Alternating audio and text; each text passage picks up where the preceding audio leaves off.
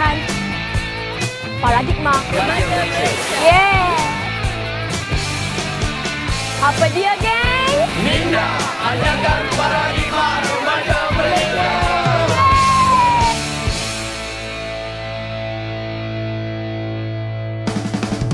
Salam Minda.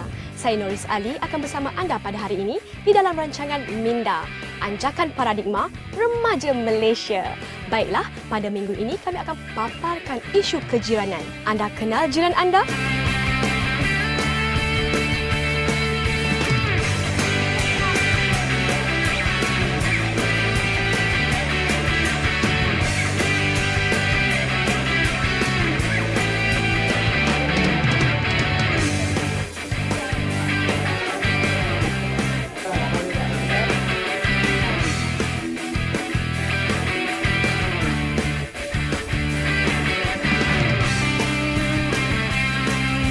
Assalamualaikum.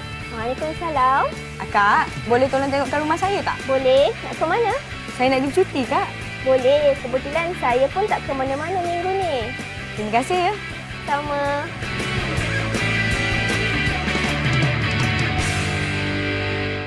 Nasib baik Sarah kenal jiran dia. Bolehlah jiran dia tengok-tengokkan rumah dia masa dia tak ada. Zaman sekarang ni bukan semua jiran tetangga yang kenal antara satu sama lain. Betul tak? Kenal muka tapi tak kenal nama. Kenal juga. Boleh lah.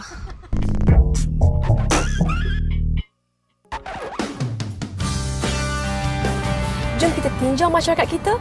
Diorang kenal ke tak jiran masing-masing? Saya terlupa nama dia penuh. Akak lupalah nama dia tapi akak panggil Aci je.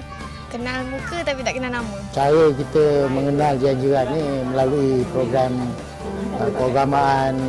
Salah satunya itu program Gotong Royong.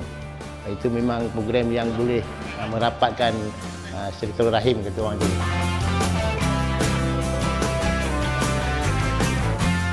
Minda.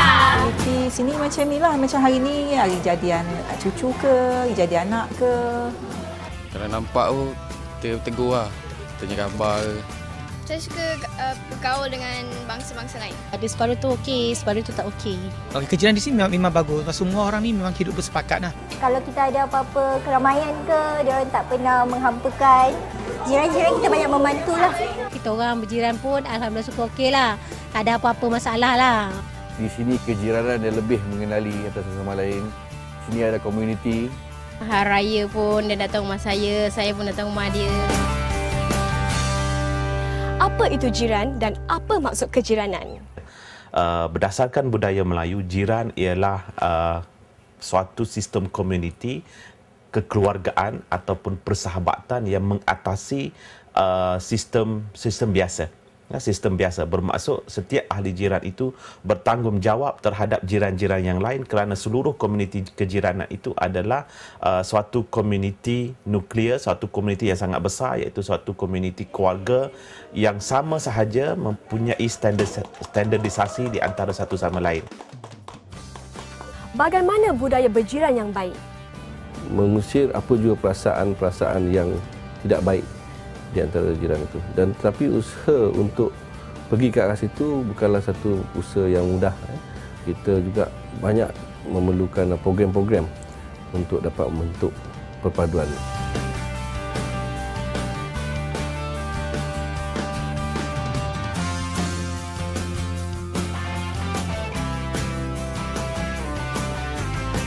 Apakah faedahnya berbuat baik dengan jiran, terutamanya generasi muda dan remaja hari ini?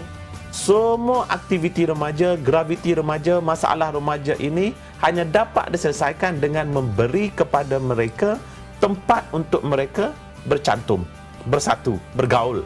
Jadi, tempat mereka bergaul ada 3 saja. Pertama, kompleks sukan.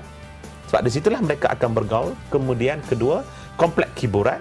Hiburan bermaksud di situlah ada sinema dan sebagainya, mungkin ada tempat riadahnya, rekreasinya, tempat mereka main futsal, tempat mereka main segala macam gadget-gadget baru mereka.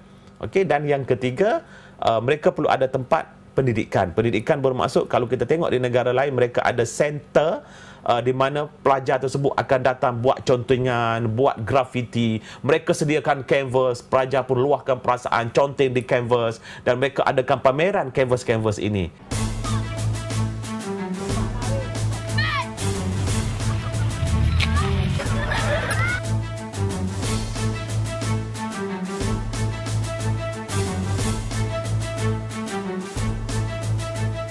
Nak mewujudkan perpaduan ni, kita meletakkan focal point di mana tempat pertemuan orang ramai melalui dewannya, melalui masjidnya, melalui kemudahan-kemudahan yang lain.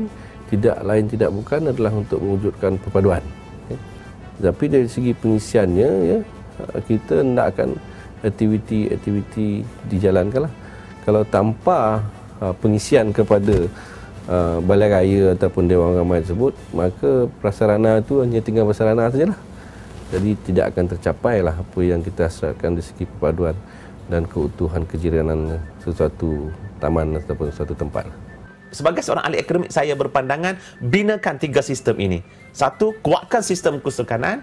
2, kuatkan sistem kehiburanan, iaitu hiburan yang terkawal, yang terancang. Dan yang ketiga, kependidikan. Jadi bayangkan kalau di Kota Damansara, di Kota Baru, di Ipoh, di Georgetown, ada tempat yang macam ini yang memberikan kanvas kepada mereka, kertas lukisan kepada mereka, komputer kepada mereka, saya percaya silap-silap kita telah berjaya menghasilkan lebih daripada 1,000 animasi secara percuma yang dihasilkan oleh pelajar-pelajar ini.